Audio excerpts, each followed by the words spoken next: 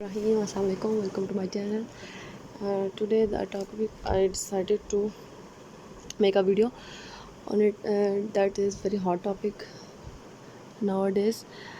Actually, it is important for the current affairs as well as Pakistan affairs, because it's in the region of South Asia. Okay. First of all, we talk about the acronym BRICS. ठीक है, BRICS is an acronym of 5 countries: Brazil, Russia, India, South Africa and China. Formerly it was BRIC. Understand? Formerly what is BRIC? 4 countries. After 2009, South Africa was added to it. 5 major economies. These countries collaborate in various areas such as economics, politics and culture to promote cooperation and development among themselves. So you can see it basically it comprises the maximum area and population of the world, because China has a huge area and huge population. Russia has a huge area. Addition to this, India is also an emerging economy in the region. Brazil is also a developed country. Formation and purpose. Originally it was known as BRIC. ठीक है, it was officially formed in 2006. 2006 में ये इसको उन्होंने बनाया था, but the acronym was used by मैंने यहाँ पे उसका नेम शायद नहीं मेंशन किया. एक साइंटिस्ट था, ठीक है, उसने इसको 2001 में इसका नेम यूज़ किया था. ठीक है, 2006 में ये इन्होंने ओरिजिनली ब्रिक्स जो है उसको इस्टेब्लिश किया था. साउथ अफ्रीका ने 2009 में एप्लीकेशन दी. फिर 2010 में फॉर्मली जो है इसको उन्होंने रेफर किया ब्रिक्स के नाम से. ठीक है, primary objective is to bring together these emerging economies. Okay, economic इसकी सिग्निफिकेंस ये है कि collectively represent a substantial portion of the world population and land area, as I told you earlier, characterized by their rapid industrialization, urbanization and increasing influence on the global market. अब ये बात यहाँ पे क्यों कर रहे हैं? Because China is dominating the world order and trying to de-dollarize the US dollar.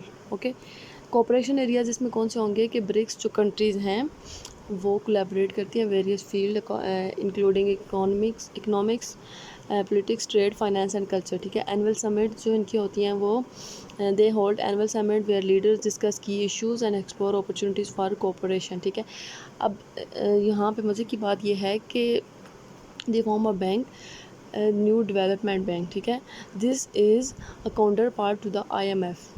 ठीक, it is based in Shanghai, China. One of the notable outcome of the BRICS is New Development Bank, formerly known as BRICS Development Bank. The New Development Bank provides funding for infrastructure and sustainable development projects in BRICS and other emerging economies. ठीक हो गया. Basically जो इनका purpose है वो ये है कि वर्ल्ड ऑर्डर को चैलेंज करना. ठीक है, जो एग्जिस्टिंग वर्ल्ड ऑर्डर है, US based, western based world order है, उसको चैलेंज करना. कंट्रोवर्सीज और क्रिटिसिज्म इस पे क्या है? कंट्रोवर्सी को इस पे क्रिटिसिज्म ये है कि economic and political differences among the members have to hinder unanimous decision making. Like अब देखें, चाइना और रशिया का तो स्टांस जो है वो सेम है. ठीक, but India is a part of it and India is an strong ally of United states of America. ठीक हो गया. तो फिर क्या होगा कि इनका जो एनिमोसिटी है वो आपस में है, but India is compelled to it because it is in the region of South Asia. Geopolitical influence क्या होगा? BRICS nation also use the platform to discuss the global issues such as reforming global economic landscape. They advocate for multipolar world order. यानी अभी जो order existing हमारा चल रहा है वो ये है कि यूनिपोलर है. ठीक है, इससे पहले पिछली जो सेंचुरी हमारी गुजरी है उसमें मल्टीपोलर था, फिर बाईपोलर हुआ जब सोवियत यूनियन और अमेरिका था. लेकिन उसके बाद फिर अब दोबारा से जो है यूनिपोलर है, ठीक है, यूएस डोमिनेटिंग वर्ल्ड ऑर्डर है अभी, तो China is trying to change this order, ठीक है। अच्छा जी, एनुअल समिट्स इनकी देखते हैं।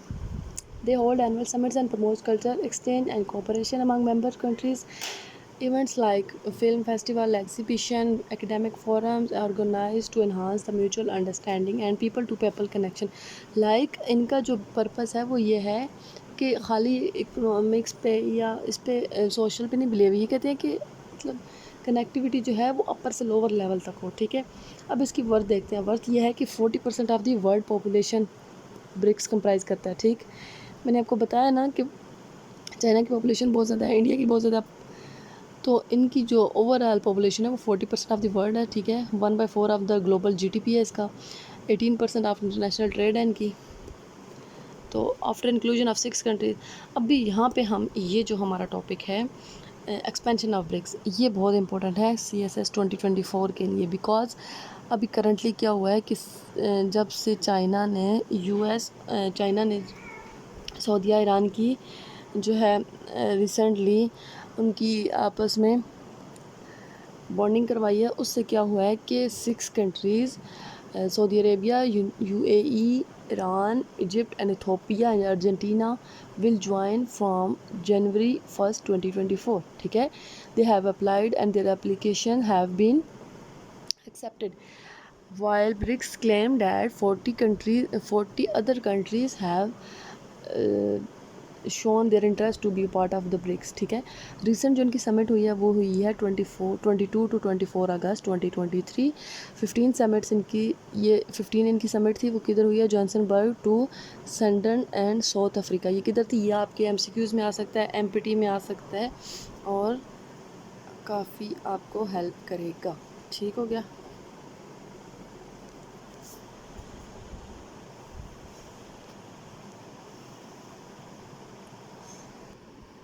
ठीक, अच्छा, इनका जो एजेंडा ऑफ समिट था वो एक्सपेंशन ऑफ ब्रिक्स था और डॉलराइजेशन था, ठीक है। अच्छा, जो व्लादिमीर पुतिन थे, इन्होंने जो समिट अटेंड की है वो वर्चुअली की है बिकॉज ऑफ सिक्योरिटी थ्रेट्स, ठीक है। अरेस्ट होने का उनका खदशा था, जिस वजह से उन्होंने उसको ऑनलाइन ही अटेंड किया है। ब्रिक्स डिक्लेरेशन इनका क्या था, ये मैंने डिफरेंट न्यूज़पेपर से इसको एक्सट्रैक्ट किया, लाइक डेली टाइम्स में ये दिया हुआ था। A blueprint that explain the BRICS action plan on the matter of global economic, financial, political and declaration was announced by President Cyril Ramaphosa। ये इनके प्रेसिडेंट हैं, ठीक है, ब्रिक्स के। BRICS itself is a diverse group of nations. It is an equal partnership of countries that have differing views but have a shared vision। तो कहते हैं कि व्यूज़ हमारे डिफरेंस हैं but we have a shared vision for the better world, ठीक है। अच्छा, BRICS further extended its support to Russian for the BRICS chairmanship in 24, मतलब इन्होंने अपनी जो है रशिया को बोला है कि 2024 की जो चेयरशिप है वो रशिया ले। अच्छा जी, ये ऊपर मैंने जो लिखा है ये वही मैंने आपको बोला था, जिस बंदे का नाम 2001 में गोल्डमैन सैच चीफ इकोनॉमिस्ट थे, जिम ओ नील, ठीक है। इन्होंने ये टर्म एक्रोनिम कौन किया था ब्रिक का, ठीक है, रिसर्च पेपर में। Predicting a potential club of emerging economies from there, वहाँ से BRIC grew and it first summit जिनकी हुई थी वो 2009 में हुई थी, जिसमें उन्होंने साउथ अफ्रीका को एक्सेप्टेड किया था as a full member and 2010। और ग्रुप का जो रीनेम था वो रीनेम किया इसको ब्रिक्स के नाम से। और 16 समिट इनकी हुई, अभी इनकी जो कह रहे हैं कि 2024 की जो चेयरशिप है वो रशिया को दें, और रशिया जो है वो अभी 15 समिट हुई है तो 16 समिट ये कह रहे हैं कि रशिया होल्ड करे, कज़ान रशिया में, ठीक। अच्छा, ये द नेशन में अगला आर्टिकल था, BRICS and the future of Chinese influence. अभी मैंने आपको बताया ना कि China is trying to influencing the world, ठीक है, through different forums. Like China हर तरह से प्रमोट कर रहा है, अपनी लैंग्वेज प्रमोट कर रहा है, अपना कल्चर प्रमोट, ठीक है। तो BRICS has taken a significant step in expanding it membership to the 6 influential countries like Middle East में जितने भी इन्फ्लुएंस 3 ये कंटिनेंट्स हैं, मिडल ईस्ट कंटिनेंट्स तो नहीं है सच में, रीजन्स है, Middle East, Africa and South America. These 6 countries inclusion is seen as a major win for BRICS, ठीक है। स्पेशली चाइना के लिए ये बहुत बड़ी एक विन विन सिचुएशन है कि उसने मिडल ईस्ट को अपने तरफ अपनी साइड कर लिया, ठीक है। तो ये वेस्ट के लिए बहुत ही एक थ्रेट हो गया है। अच्छा, क्रिटिसिज्म इस पे आप ब्रिक्स पे देखते हैं क्या है। क्रिटिसिज्म ये है कि it does not have any plan and well elaborated membership criteria, ठीक है। इनका कोई इस तरह का मेंबरशिप क्राइटेरिया नहीं है। लाइक जो G7 कंट्रीज़ हैं वो अलाउ नहीं करते कि कोई और कंट्री उनके उसमें एक्सपेंशन उनकी नहीं हो सकती। But there are limit to cooperation among rivals in, अब जैसे मैं ये 3 राइवल्स, ठीक है, UAE, KSA and Iran emerge their interest in BRICS. अच्छा, एप्रिसिएशन ब्रिक्स के लिए क्या है। एप्रिसिएशन ये है कि ब्रिक्स जो है ये cooperation, development and influence in the world affairs are at the heart of the BRICS goal. मतलब इनका बेसिक गोल ये है to uplift the developing countries, ठीक है, broking the differences between rivals. Analysis अब देखते हैं यहाँ पे ब्रिक्स का। मैंने जैसे आपको बताया ना कि many analyst have assumed that the group to B